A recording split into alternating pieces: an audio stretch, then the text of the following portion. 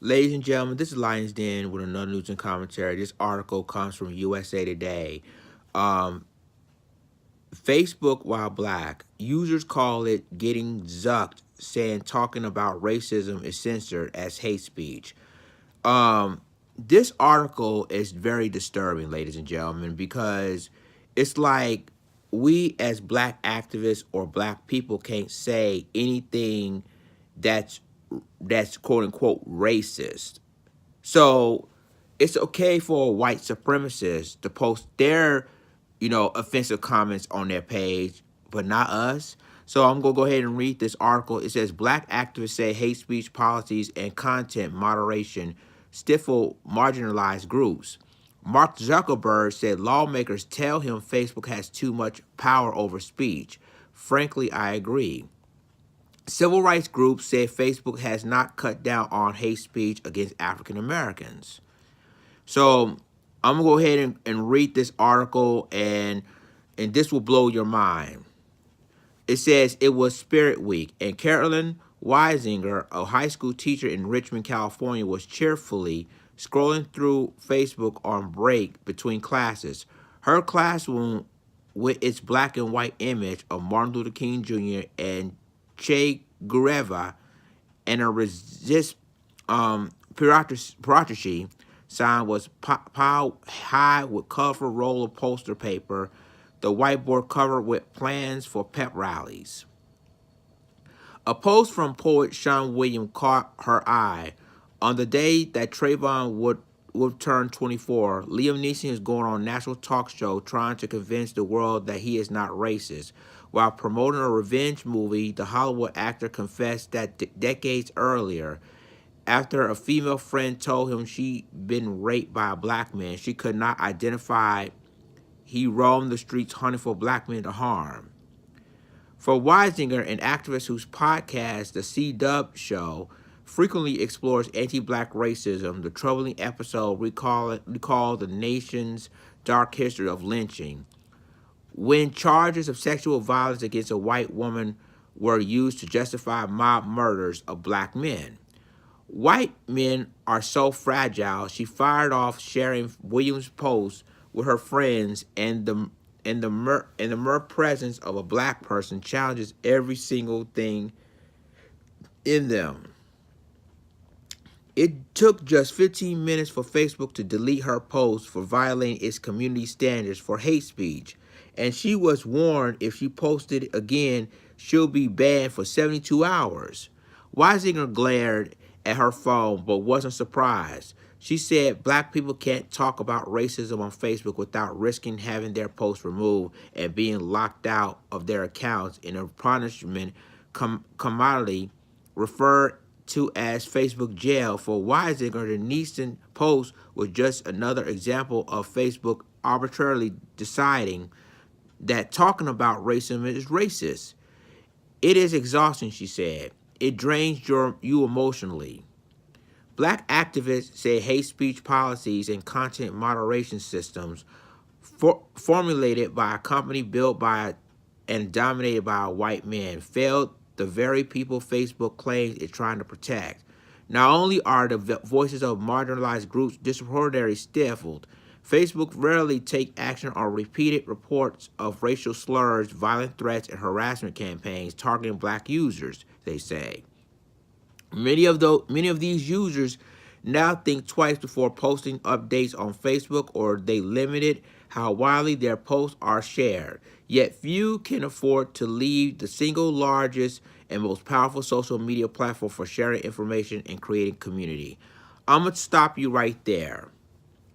And I want a lot of black people who use Facebook to understand this.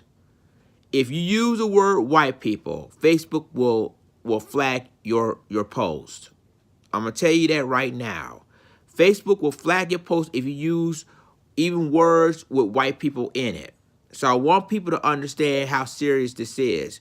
Now, this is a case of double standard because obviously it shows that Facebook don't respect black people as a whole. They don't care about black people, even though there's millions of black people using Facebook every day. And obviously, when we say how racism, that we experience racism every day, we can't even say that. So they silence our voices on Facebook.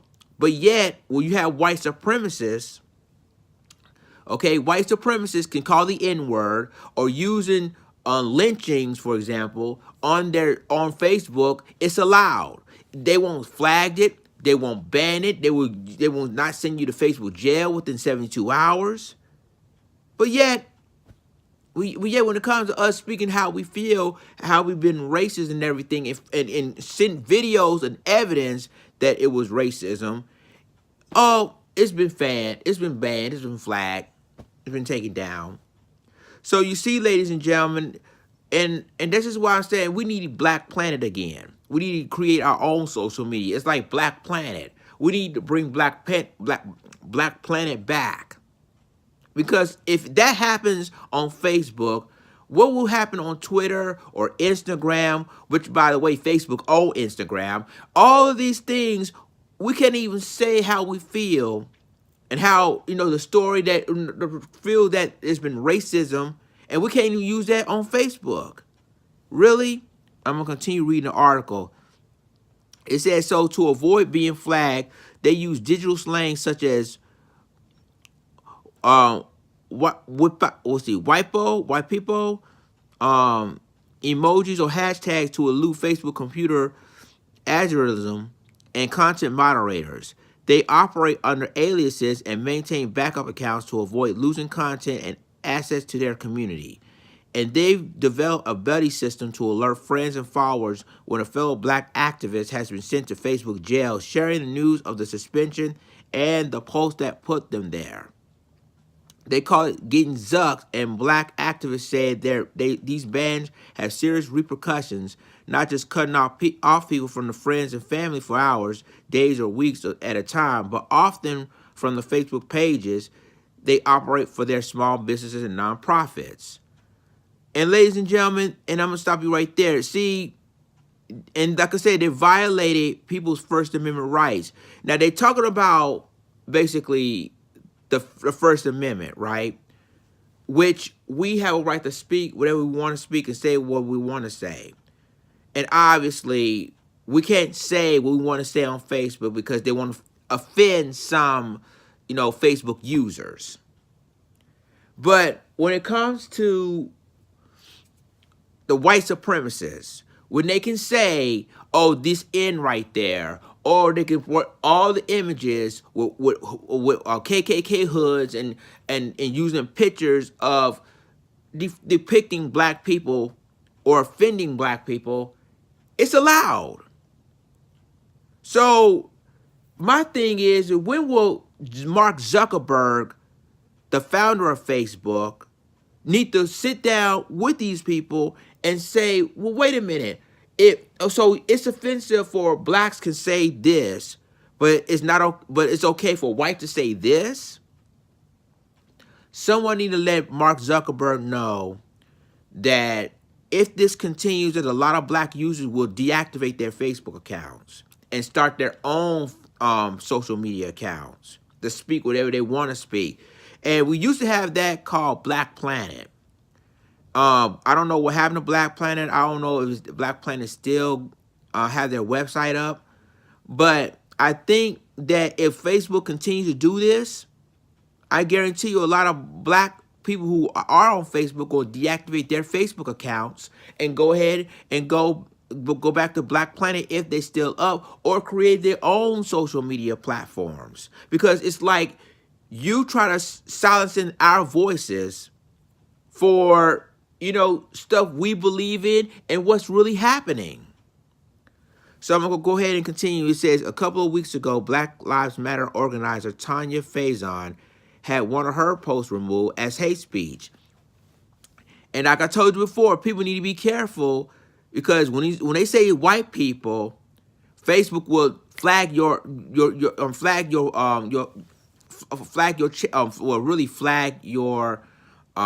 page. Flag your status.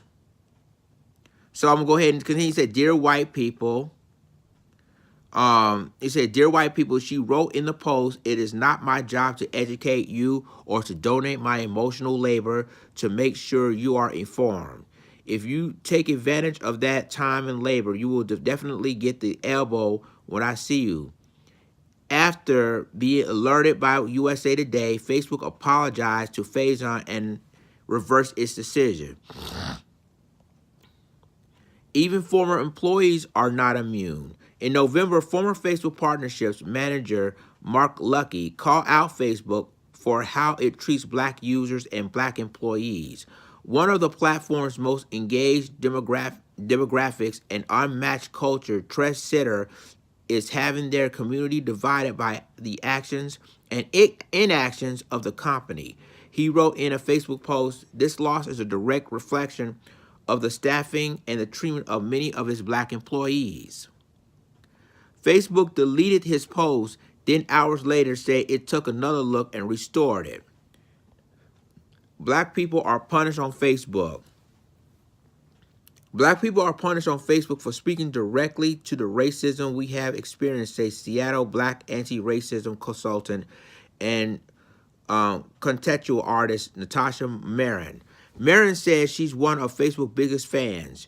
She created a reparations fund that aided 250,000 people with small donations to get elderly folks transportation to medical appointments or to pay for prescriptions, to help single moms afford groceries or the rent, or to get supplies for struggling new parents.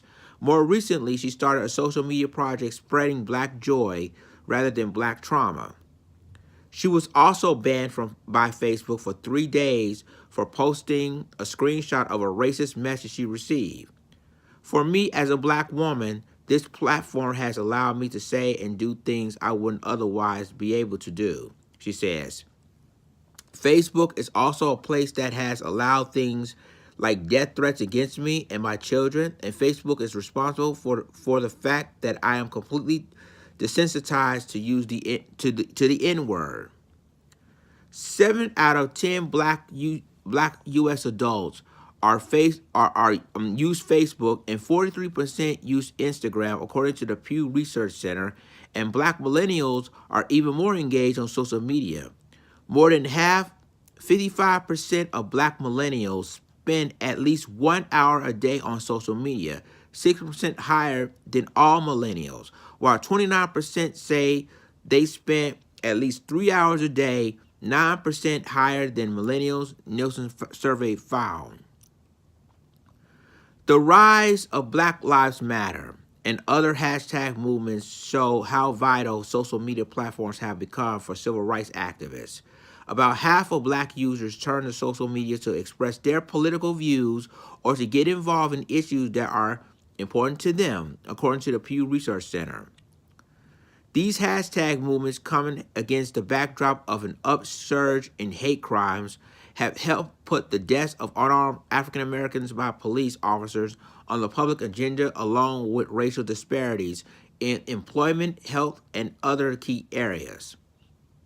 If I were to sit down with Mark Zuckerberg, the message I will want to get across to him is, you may not even realize how powerful a thing you have created.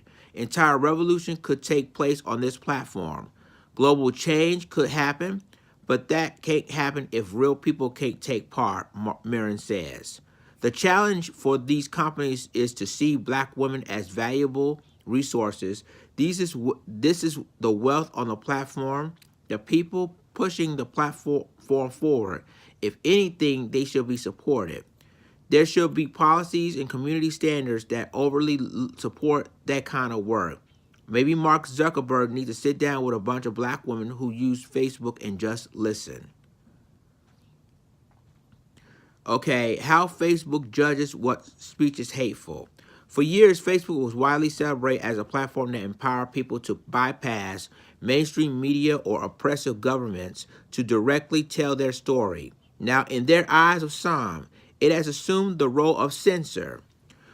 With more than a quarter of the world's population on Facebook, the social media giant says it's wrestling with its unprecedented power to judge what speech is hateful. I'm going to stop you right there. So, Facebook, what they're trying to say is, Facebook is trying to figure out which speech is hateful or not hateful. Now, when we as black people posted stuff on social media that's right for us, that speak for us when it comes to racism or bigotry, Facebook want to censor it or flag our page, and then put us in Facebook jail within the next 72 hours. But when you see white supremacists, for example, or the KKK or the neo-Nazis posted all this lynching and all this hanging, Facebook allowing it. They basically want to keep it, there. They don't want to lose all the white Facebook users. But yet they're not checking them. They're not banning them for 72 hours. And Facebook need to change that. They need to change the entire policy and say, well, anything that's hateful needs to be flagged. If you continue to do it, we'll put you on 72-hour banning, which is Facebook jail. But they're not doing that in this part. They're doing it only for black activists or black people that want to speak the truth. I'm going to continue reading again. Continue reading this. He said, all across the political spectrum, from the far right to the far left, Facebook get flagged for its judgment calls to help sort what's allowed and what's not. It relies on a 40-page list of rules called community standards, which were made public for the first time last year. Facebook defines hate speech as an attack against a protected characteristics such as race, gender, sexuality, or religion, and each individual or group is treated equally, as they say. The rules are enforced by a combination of algorithm and human moderators trained to scrub hate speech from Facebook from July to September 2018. Facebook removed 2.9 million pieces of content that it says violate its hate speech rules, more than half of which was flagged by its technology. The tag team of algorithm and moderators frequently makes mistakes when flagging and removing content, Facebook acknowledges. And it has taken steps to try to make its system more accountable. Last year, Facebook began allowing users to file an appeal when their individual posts are removed. This year, the company plans to introduce an independent body of experts to review some of those appeals.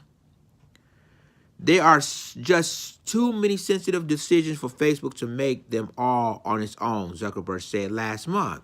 A string of violent attacks, including a mass shooting at 2 mosques in New Zealand, recently forced Facebook to reckon with the scourge of white nationalist content on its platform. Lawmakers often tell me we have too much power over speech, Zuckerberg wrote, and frankly, I agree.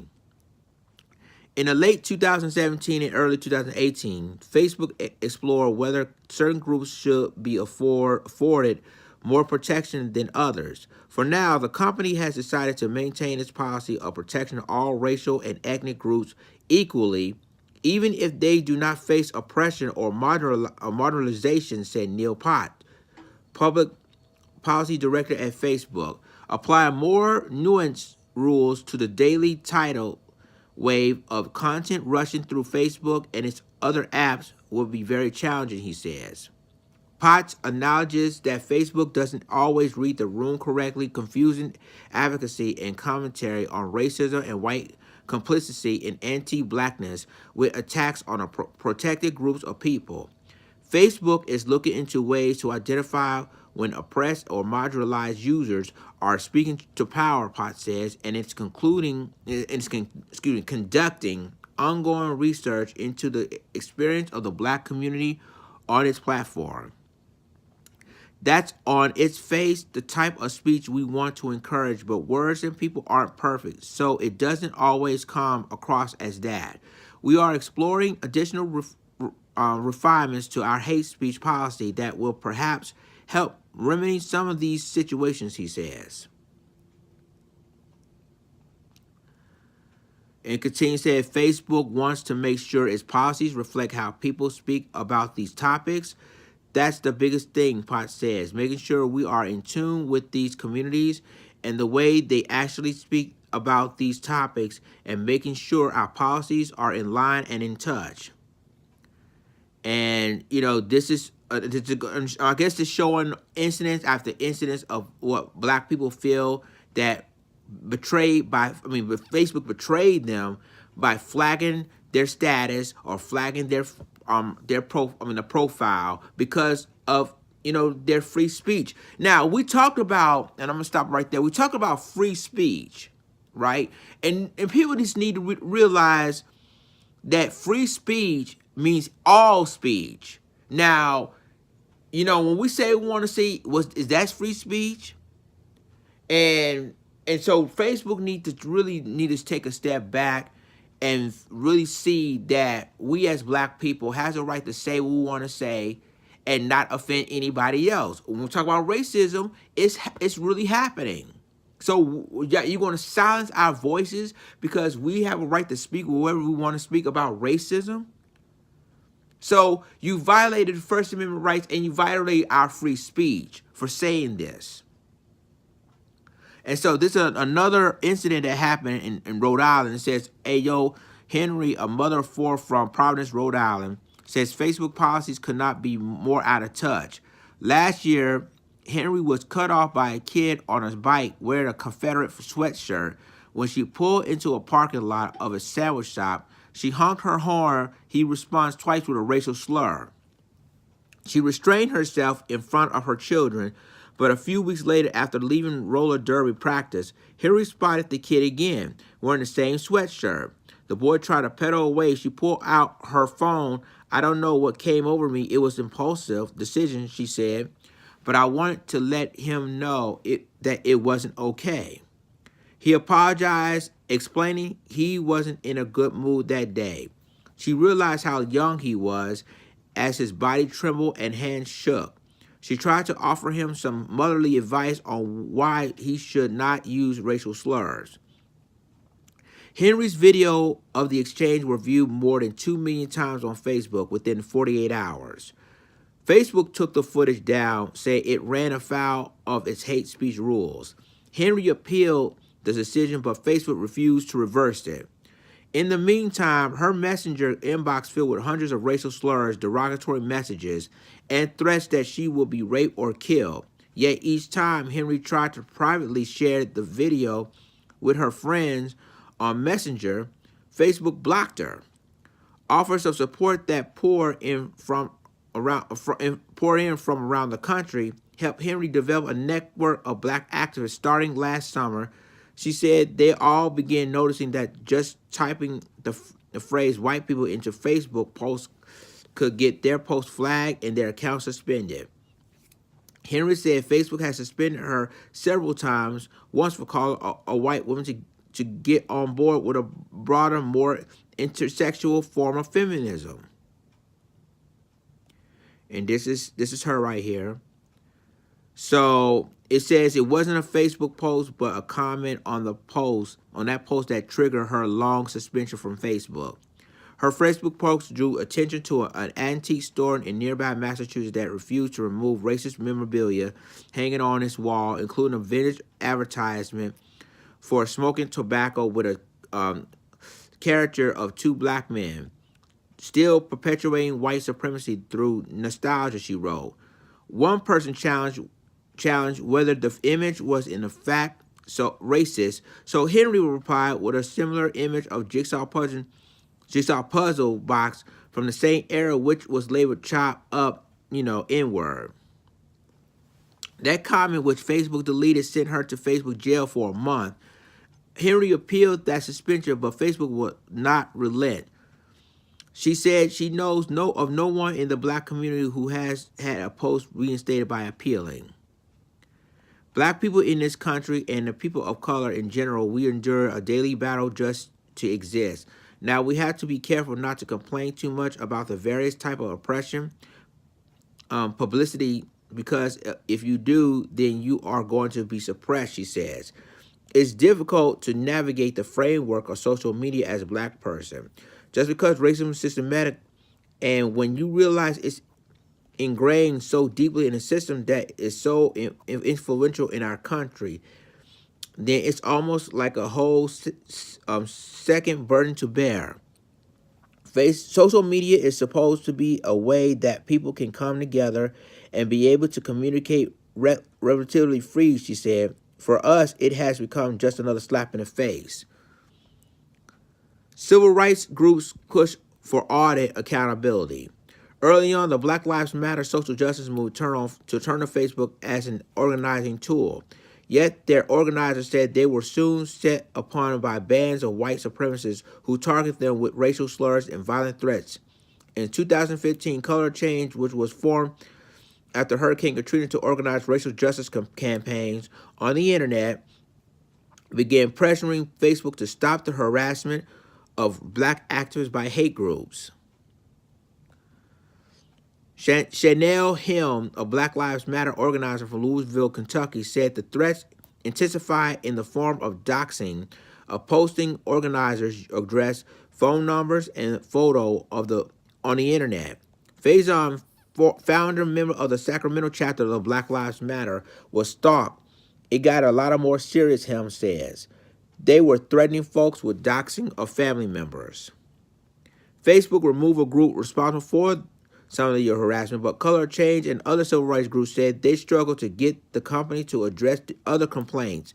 Late last year, the New York Times reported that Facebook had hired a Republican opposition research firm to discredit Color Change and other Facebook critics.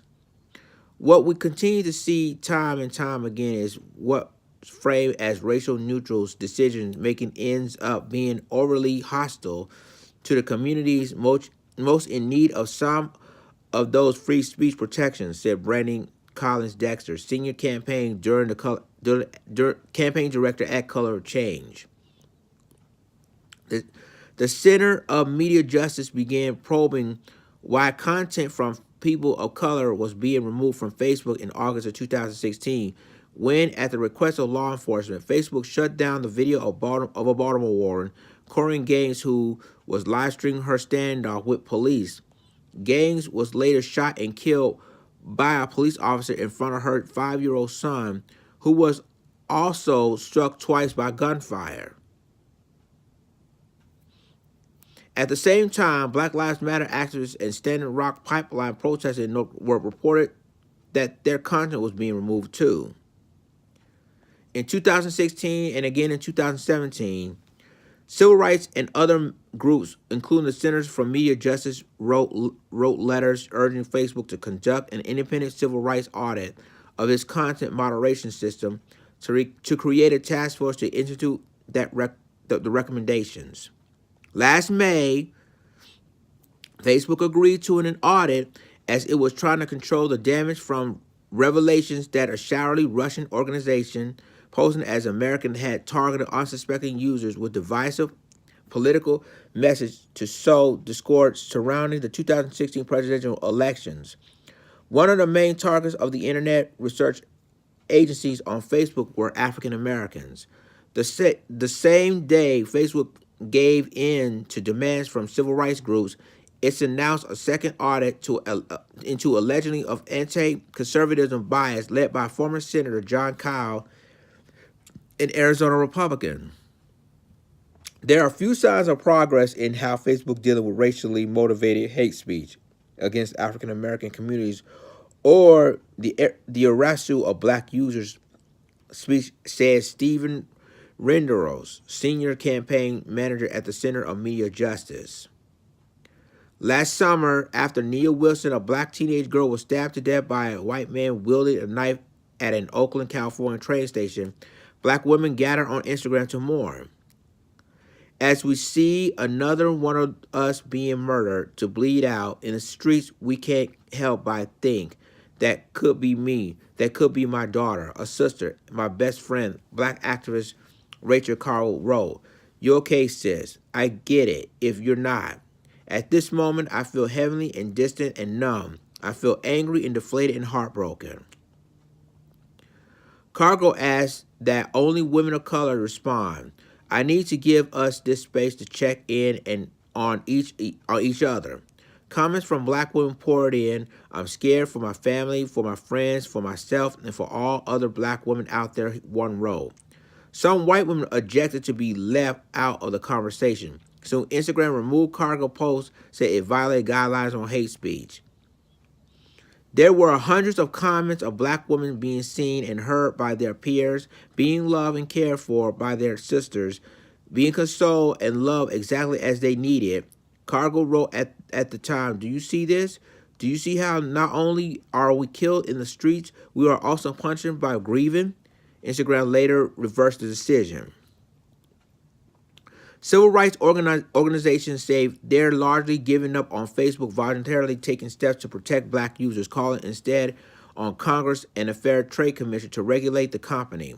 Color of Change has asked Zuckerberg and COO Sheryl Sandberg to take part in a civil rights summit this spring, but they have not agreed to that part. Color of Change is also pushing a resolution at Facebook shareholders meeting in May to replace Zuckerberg as chairman of the board. At the end of the day, Facebook hasn't tackled one of their biggest issues of most interest to the civil rights community, which is how it's deal with content moderation and how the platform will become a place that civil rights are protected. Winoville says, "We and a lot of organizations that we work with are frankly tired of waiting for Facebook to decide what changes it's going to make for itself." It says, "I don't think Facebook cares." Sean Saunders, who worked in public relations, said he doesn't think Facebook cares. Saunders is someone tech companies seek out when they want to tell their stories to the media. He uses Facebook to connect with journalists. He also been suspended from Facebook 3 times for speaking his mind about racism. I am exhausted by the notion that a platform who arbitrarily cuts you off. I am not only cut off from my family and friends, I am cut off from my job and my craft. That's the part that really gets me," Saunders says. "It's not okay that black people are dying. Black people should not shut their mouths for identifying these things that are always happening. I would love to ask Mark Zuckerberg, what the hell are you guys doing? You guys are a hot mess." I will say it to him just like that. It's not just black people who have their posts removed, Andy Marr, executive director of Transgender Legal Defense and Education Fund, said. Allies of black people run into trouble too. Marr's Facebook post in late January were calling on Asian Americans to protect black and brown who face the brunt of white supremacy were removed by Facebook. Twice, Marr appealed the decision to take down her Facebook post, which shared an article from a popular blog showing an Asian man throwing up white power sign to antagonize Black Lives Matter protesters. This post is expressing condemnation to anti-black racism. The post also articulates critical feedback about how other people of color, specifically those in the Asian community, including myself as an Asian person, should oppose racism in all of its forms. She wrote in one appeal that Facebook denied, it was only when friends reached out to Facebook to plead her case that Marr's Facebook post was reinstated. Critics say having those kind of connection is the only way that Facebook corrects content moderation errors, but it's also a channel available to just anyone seek redress.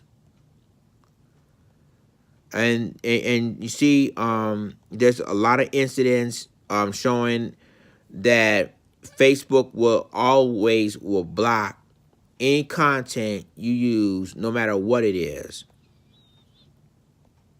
For example, and it's showing, and the list goes on and on and on. I'm not going to read the entire article, but you get what I'm saying, ladies and gentlemen, that Facebook has really violated their First Amendment rights. They violate our free speech as black people in this country. So really, if we say something that's offended, Facebook will flag us. We'll be in Facebook jail for 72 hours. But when it comes to white supremacists that can spread hate, call the N-word, they using images of black people who hung through trees, it was allowed on Facebook. and Facebook don't want to listen to the issue. So the question is, should black people basically, and I'm just being honest, should black people deactivate the Facebook accounts? In basically, because you cannot allow us to say what we want to say. Or should we pressure Facebook of changing their policies to make it equal and protection of African Americans, of their civil rights? So leave a comment, tell me what you think about it, like, click, subscribe, and remember to click the notification bell for all the news and commentary. With that being said, this is Lions Den signing off. Deuces.